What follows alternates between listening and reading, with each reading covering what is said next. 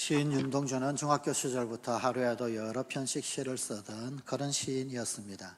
그랬던 그가 1938년 9월부터 1940년 12월까지 시를 쓰지 않고 절필을 했던 때가 있었습니다. 일본의 식민지 통치가 길어지고 또 문화 통치라고 하는 미명하에 창시 개명을 하고 우리의 말과 우리의 글을 사용하지 못하게 했던 그때였었습니다. 그 당시 조선문인협회 회장으로 취임했던 이광수는 이렇게 외쳤습니다. 반도문학의 새로운 건설은 내선일체로부터 출발되어야 한다. 또 당시에 이 대세문인이었던 최남선 역시 조선 총독부의 식민지 정책을 적극 옹호를 했습니다. 그러면서 그 길을 따르는 길만이 민족을 위한 길이다. 그렇게 설파를 하기도 했었습니다. 자, 이런 분위기 속에서 윤동주 시인은 괴로워했습니다. 숱한 밤을 지새우다가 마침내 절필을 선언합니다. 잘못된 전쟁을 지지하고 동포들의 고달픈 삶을 외면하는 것이 문학의 길이라면 가지 않으리라.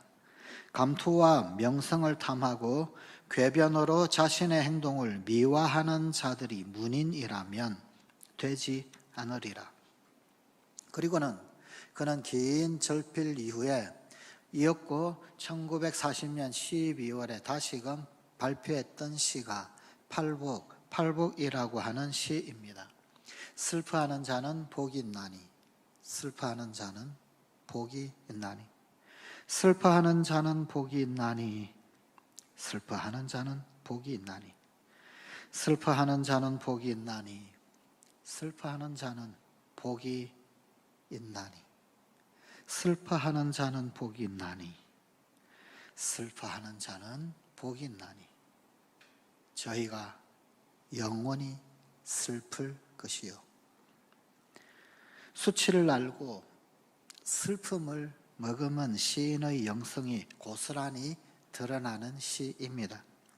또한 결코 빼앗길 수 없는 슬픔으로부터 비롯되는 복인, 위로의 복을 역설적으로 노래하고 있습니다. 이 시가 처음 육필로 기록되어졌을 때, 초고의 원고에 기록되어졌을 때는 저희가 영원히 슬플 것이요 라고 하는 구절에 저희가 위로를 받을 것이요 라고 기록되어져 있었습니다. 이후에 수정을 거쳐서 저희가 영원히 슬플 것이요 라고 수정이 되었는데, 슬픔, 어떤 것으로도 빼앗을 수 없는 그 슬픔, 그러나 그 슬픔에 깃들여져 있는 하나님의 위로의 복, 그 복을 역설적으로 노래하고 있다. 그렇게 해설이 됩니다. 오늘 우리에게 주신 하나님의 말씀에서도 바벨론의 포로 시대를 그 배경으로 하는 시가 등장합니다. 그런데 그 시에는 수금 연주를 중단하며 버드나무에 그 수금을 걸었다라고 노래를 하고 있습니다. 본문은 나라를 잃은 유대인들이 바벨론 포로로 잡혀간 그 땅에서 슬피 우는 장면으로 시작을 합니다. 그들은 하나님의 기대를 저버리고 우상 숭배의 길로 치달았다가 결국은 나라가 패망하고 말았습니다. 이들은 바벨론 어느 강가에서 지난 날의 그 고향 땅을 생각하며 수금 곧 현악기를 버드나무에 걸어놓고는 울음을 터뜨리지 않을 수 없었습니다. 바벨론 사람들은 유대인들을 향하여서 더욱 조롱을 하면서 너희가 그렇게 노래하던 시온성, 그 시온성에서 불렀던 시온의 노래 중에 하나를 불러봐라, 그렇게 조롱을 합니다. 그러나 유대인들은 그럴 수가 없었습니다. 그래서 그만 그들이 연주하던 수금을 버드나무에다가 걸어버리고 말았던 것입니다. 이 본문의 말씀을 보다 우리 심정, 우리의 감각에 맞게 번역한 것이 있어서 소개를 합니다. 북해도 탄광했으나 만주 벌판에서 서울을 생각하고 우리는 울었다. 저기 버드나무 가지에 우리의 퉁소를 달았다. 우리의 장구도 달아버렸다. 아, 우리를 증용해온 이 자들이 즐기도록 어찌 양산도를 부르리, 어찌 아리랑을 부르리. 내 조국 노랫가락을 이 이역에서 부를진대 내 혀여 입천장에 붙어버려라. 내 결의의 노래에 맞추어 장구를 칠진대 내 손가락이여 장구에 붙어버려라. 김정준 목사님의 시편 명상에 나오는 번역입니다. 그 옛날 그들은 왜 수금을 버드나무에 걸었을까요? 그저 단순히 바벨론 사람들의 놀이개가 되기 싫어서 뿐만이었겠습니까? 그것만은 아닐 것입니다.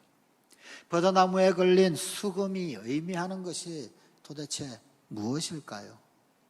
첫째로 버드나무에 걸린 수금은 시온을 생각하고 탄식하며 회개하는 것을 의미합니다. 본문 1절 말씀입니다. 우리가 바벨론의 여러 강변 거기에 앉아서 시온을 기억하며 울었도다. 이 울음에는 회개의 의미가 서며 있습니다. 자복과 탄식의 의미가 서려 있습니다.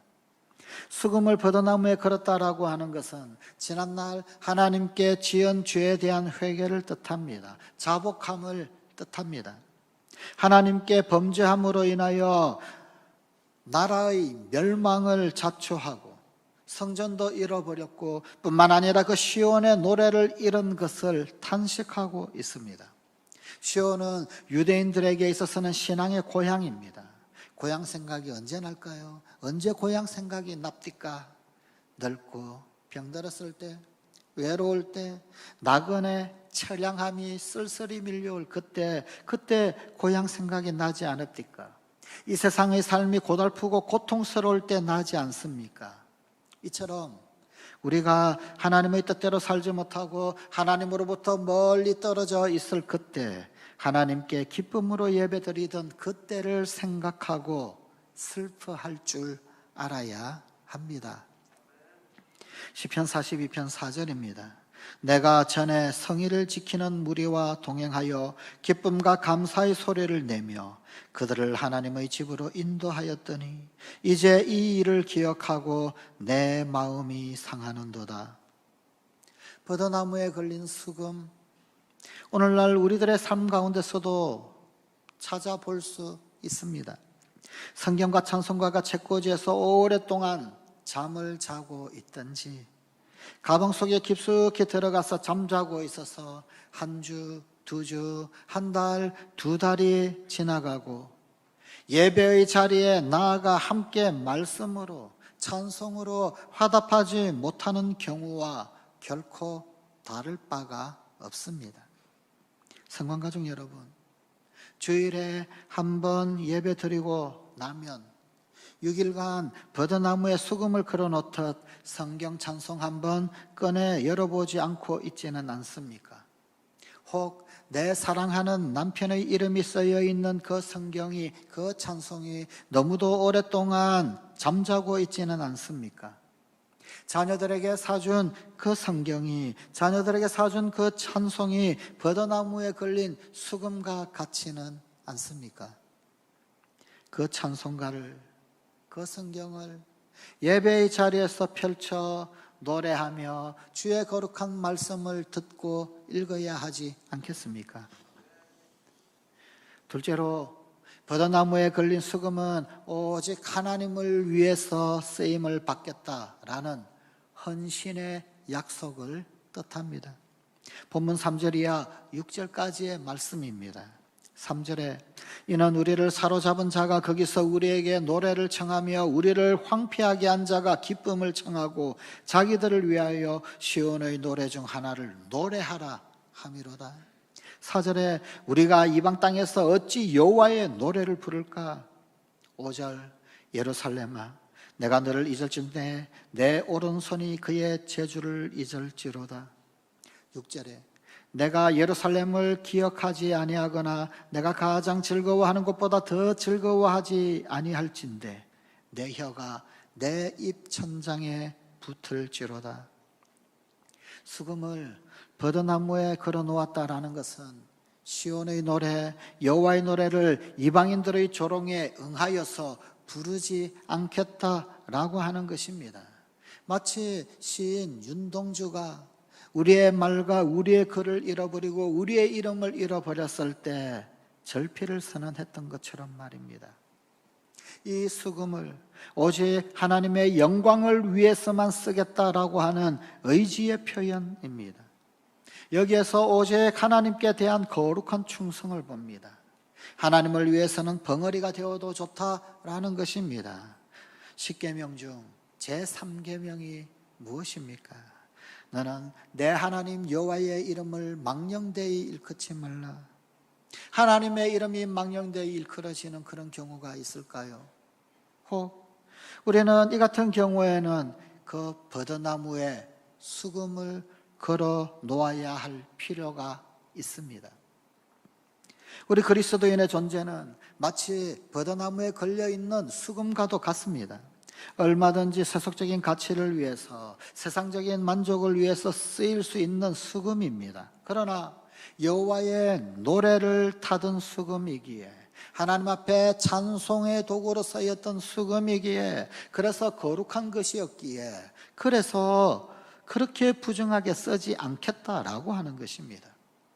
하나님의 부르심을 받은 우리들이 세속의 부름에, 세속적인 그 손짓에 쉽게 응하고 쉽게 끌려 다녀서는 안 될 일입니다. 하나님은 우리를 하나님의 것으로 택하셨습니다. 하나님은 우리에게 은사를 주셨습니다. 다양한 은사를 주셨습니다. 이를테면 어떤 이에게는 찬양을 통해서 하나님의 나라를 전파하도록 성대의 은사를 주셨습니다. 그런데 세속적인 밥그릇이 더 크다고 그저 세속적인 뮤직에만 이끌려 몸을 던지고 밤무대에만 몸을 내던진다면 안 된다는 말씀입니다. 그리스도인들은 주님의 자녀답게 살아야 합니다. 수금을 버드나무에 걸어 놓았듯이 우리들의 삶은 세상에 대하여서는 우리 주님의 나무 십자가에 걸려 있는 삶입니다. 우리의 몸은 하나님이 핏값을 치르고 사신 몸입니다. 그러기에 함부로 헛되게 거릇되게 사용되지 않아야 합니다. 잘못 사용될 것 같으면 차라리 버드나무에 수금을 걸어 놓듯이 주님의 십자가에 자신을 못 박아 놓아야 할 것입니다. 로마서 6장 11절의 말씀입니다.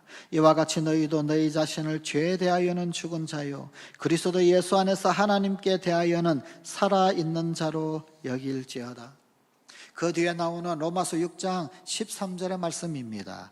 또한 너희 지체를 불의의 무기로 죄에게 내주지 말고 오직 너희 자신을 죽은 자 가운데서 다시 살아난 자 같이 하나님께 드리며 너희 지체를 의의 무기로 하나님께 드려라.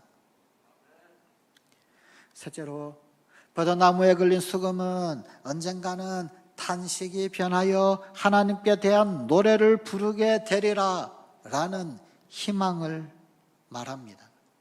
이사야서 51장 11절입니다. 여호와께 구속받은 자들이 돌아와 노래하며 시온으로 돌아오니 영원한 기쁨이 그들의 머리 위에 있고 즐거움과 기쁨을 얻으리니 슬픔과 탄식이 달아나리이다. 또 이사야서 35장 10절입니다. 여호와의 속량함을 받은 자들이 돌아오되 노래하며 시온에 이르러 그들의 머리 위에 영영한 희락을 띠고 기쁨과 즐거움을 얻으리니 슬픔과 탄식이 사라지리로다. 눈물을 흘리며 버드나무에 수금을 걸어 놓은 자는 언젠가 다시금 그 수금을 거두어 기뻐하며 여호와의 노래를 부르게 될 것을 소망합니다.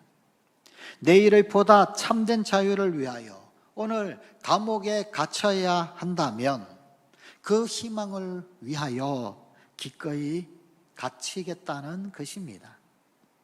예수님께서는 온 세상의 부활을 위하여 오늘의 십자가의 죽음을 기꺼이 담당하셨습니다.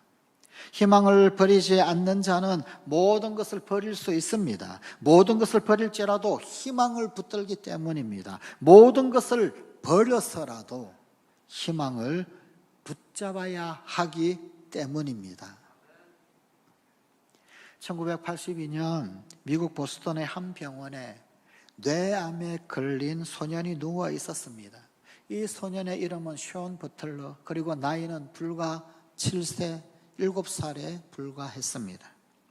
숀은 의사들로부터 회생 불가의 판정을 받았습니다. 그런데 이 숀이 야구를 참 좋아했습니다. 메이저리그를 참 좋아했습니다. 야구광인 이 숀은 그 당시에 보스턴 레드삭스의 홈런 타자였던 스태플턴, 이 스태플턴의 열렬한 팬이었습니다. 어느 날 숀의 아버지는 그런 숀을 위해서 스태플턴 선수에게 편지 한 장을 보내었습니다. 내 아들은 지금 뇌암으로 죽어가고 있습니다.